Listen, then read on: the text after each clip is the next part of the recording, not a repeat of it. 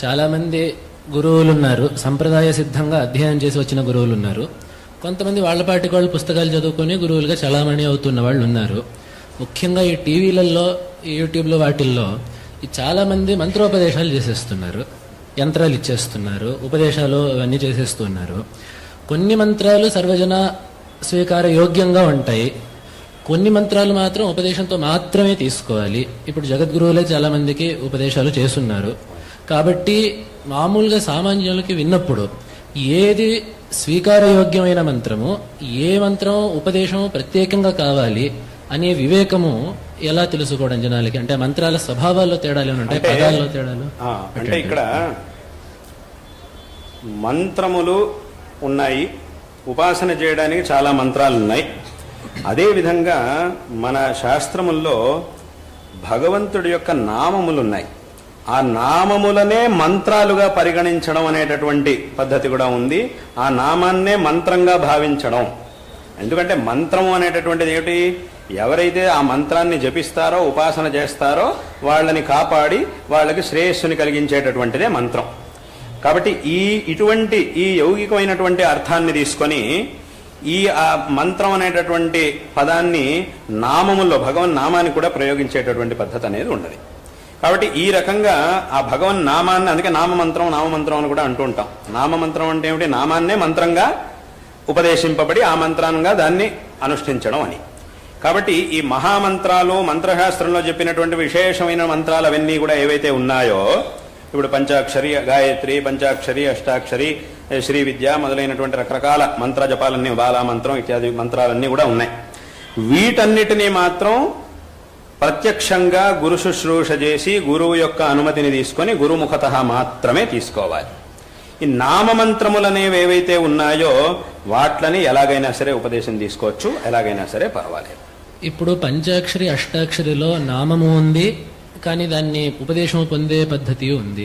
ముఖ్యంగా రెండు బాగా ప్రసిద్ధంగా ఉన్నాయి కాబట్టి వాటి విషయంలో కొంత, అంటే అక్కడ నామం అనేది ఉన్నా కూడా అది నామంగా కనబడుతున్నా కూడా అది మంత్రమే. ఇప్పుడు ఉదాహరణకి చాలా మందికి తెలియదు, మనం చాలా చోట్ల వింటూ ఉంటాం. ఇప్పుడు నరసింహస్వామి మంత్రం ఉంది, నరసింహస్వామి అనుష్ఠుప్ మంత్రం ఉంది. ఇది వస్తుతః మహామంత్రం, కానీ అది ఎలా ఉంటుంది? అది అనుష్ఠుప్ మంత్రం కాబట్టి చూడడానికి ఒక అనుష్ఠుప్ శ్లోకంలో ఇది ఆపదామపహర్తారం దాతారం సర్వసంపదాం లోకాభిరామం శ్రీరామం భూయో భూయో నమామ్యహం లాగా ఈ నరసింహ మంత్రం అనేది కూడా ఉంది. కాబట్టి చాలా మంది ఏం చేస్తుంటారు అంటే ఈ నరసింహ మంత్రాన్ని ఒక శ్లోకంగా భావించేసి ఇది కూడా శ్లోకమే కదా, ఎలాగైతే మిగతా శ్లోకాలు చెప్పేస్తున్నామో ఈ శ్లోకాన్ని కూడా అలా చెప్పేసేయచ్చు అని చెప్పి చెప్పేస్తూ ఉంటారు. ఆ శ్లోకాన్ని అందరూ ఇది శ్లోకంగా భావించి చాలా మంది చెప్పేస్తూ ఉంటారు. ఎక్కడ పడితే అక్కడ రాసేస్తూ ఉంటారు సంచుల మీద. నేను ఎక్కడ ఒకసారి చూస్తే ఏదో ఒక ఆయన సంచి మీద ఆ మంత్రం రాసింది. నేనేమిటా ఈ సంచి ఎక్కడ దొరికిందా నీకు? దీని మీద ఈ మంత్రం, ఇది మహామంత్రం, అది ఊరికే తీసుకునే మంత్రం కాదు, ఇలాంటి మంత్రాలతో ఆటలాడకూడదు, ఇదేమిటి సంచి మీద ఉందేమిటి? లేదు, నేను ఎక్కడికో గుడికి వెళ్ళానండి, నరసింహస్వామి గుడికి వెళ్తే అక్కడ ఏదో సేవ చేయిస్తే వాళ్ళు ఈ ప్రసాదం ఈ సంచిలో ఇచ్చారు, దాని మీద వేసి ఇచ్చారు అని చెప్పారు. అంటే ఇదంతా ఎందుకు జరుగుతుంది? వాళ్ళకి అది మంత్రం అనేటటువంటి జ్ఞానం లేక చూడడానికి అలా కనబడుతోంది అని చెప్పి ఇది కూడా శ్లోకమే కదా, మిగతా శ్లోకాల్లాగా ఇది కూడా శ్లోకమే కదా అని భావించేసి అలా చేస్తూ ఉంటారు. కానీ వాస్తవంగా అది మహామంత్రం, అది అనుష్ఠుభ మంత్రరాజ మహామంత్రం అని దాని గురించి చెప్తాం. కాబట్టి అదొక మంత్రరాజం, అంటే మంత్రాల్లోనూ ఇంకా ఉత్కృష్టమైనటువంటి మంత్రం అది. అటువంటి మంత్రాల్ని అవి నామములుగానో అథవా శ్లోకములుగానో కనబడుతున్నా కూడా మంత్రశాస్త్రముల్లో దీన్ని మహామంత్రంగా, మంత్రరాజంగా పరిగణించారు. కాబట్టి దాని ఉపదేశం తీసుకోవాలి అని అంటే మాత్రం ఖచ్చితంగా ప్రత్యక్షంగా గురుపదేశం తీసుకోవాల్సిందే. ఈ పంచాక్షరి ఇవన్నీ కూడా మంత్రాలుగా కనిపిస్తాయి. ఎందుకంటే దాంట్లోనే ఈ ప్రణవము అని, హ్రీంకారం అని, ఈ ప్రణవ పంచాక్షరి, ప్రాసాద పంచాక్షరి, శక్తి పంచాక్షరి అని ఇలా రకరకాలుగా ఉన్నాయి పంచాక్షరి మంత్రాలు. కాబట్టి ఇవన్నీ తీసుకోవాలంటే మాత్రం అవి మహామంత్రాలే కాబట్టి గురుముఖతనే ఉపదేశం తీసుకోవాలి. నమశివాయ నుంచి నమశివాయ అనేది ఏదైతే ఉందో దాన్ని అందరూ కూడా ఎవరైనా చేయొచ్చు. ఆ ప్రణవం అనేది లేకుండా నమశివాయ, అందుకే వస్తుతః దీన్ని పంచాక్షరి అన్నదే అందుకోసం. పంచాక్షరి అంటే ఏమిటి? 5 అక్షరాల యొక్క సమూహం. 5 అక్షరాలు కలిగినటువంటి మంత్రాన్ని పంచాక్షరి మంత్రం అని అంటారు.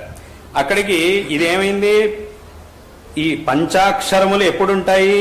నమశివాయ అన్నప్పుడే అందులో 5 అక్షరాలు ఉంటాయి. దాన్ని ఎవరైనా కూడా ఎక్కడి నుంచైనా ఉపదేశం తీసుకోవచ్చు, ఎవరైనా కూడా చేయొచ్చు. దానికి ఏ విధమైనటువంటి నేరుగా అట్లానే తీసుకోవాలనేటటువంటిది ఏమీ లేదు. నేరుగా తీసుకుంటే మంచిదే, నేరుగా తీసుకుంటే చాలా మంచిది. కానీ అలాగే తీసుకోవాలి అని ఆ నియమం అనేది లేదు. దాన్ని ఎవరైనా కూడా ఎలాగైనా కూడా చేయొచ్చు. ఎప్పుడైతే దానికి ప్రణవాన్ని కలుపుతామో అప్పుడు అది ప్రణవ పంచాక్షరి అని అనిపించుకుంటుంది. ఎప్పుడైతే ఇంకొక బీజాన్ని కలుపు దాని శక్తి పంచాక్షరి, ఎప్పుడైతే ప్రాసాద బీజాన్ని కలుపుతారో దాని ప్రాసాద పంచాక్షరి అని ఇలా రకరకాలుగా దానికి వస్తుంది. అవన్నీ కలిసినప్పుడు మాత్రం అది మహామంత్రం అనేటటువంటి మహామంత్రంగా వ్యపదేశింపబడుతుంది. వీటన్నిటిని కూడా ఇవన్నీ తెలుసుకోవాలంటే ఏది ఎలాగా అనేదాన్ని తెలుసుకోవాలంటే ఇది మన బుద్ధితో తెలుసుకునే విషయాలు కావు. వీటన్నిటి కూడా మనకి మంత్రశాస్త్రం అనేది మూలం. వీటన్నింటినీ కూడా ఆ మంత్రశాస్త్రములు మనకి విశేషంగా చెబుతూ ఉన్నాయి. కాబట్టి ఆ మంత్రశాస్త్రముల ద్వారా ఏది మహామంత్రం, ఏది మంత్రరాజం, ఏది నామమంత్రం, దేన్ని ఎలా తీసుకోవాలి ఇత్యాది విషయాలన్నింటినీ కూడా ఆ రకంగా తెలుసుకొని వాటిని చేయాలి. కాబట్టి ఇప్పుడు నమశివాయ అథవా ఈ నమశంకరాయ అనేటటువంటి మంత్రం నేను చాలా మందికి అన్ని చోట్ల ఇస్తూ ఉంటాను. నమశంకరాయ దాన్ని ఎవరైనా చక్కగా హాయిగా జపం చేయొచ్చు. దానికి విశేషమైనటువంటి ఫలితాన్ని కూడా చెప్పారు. తప్పకుండా హాయిగా దాన్ని జపం చేసినప్పుడు ఆ భగవద్ అనుగ్రహం తప్పకుండా మనకు కలుగుతుంది అనేటటువంటి విషయంలో ఏమాత్రం సందేహం లేదు.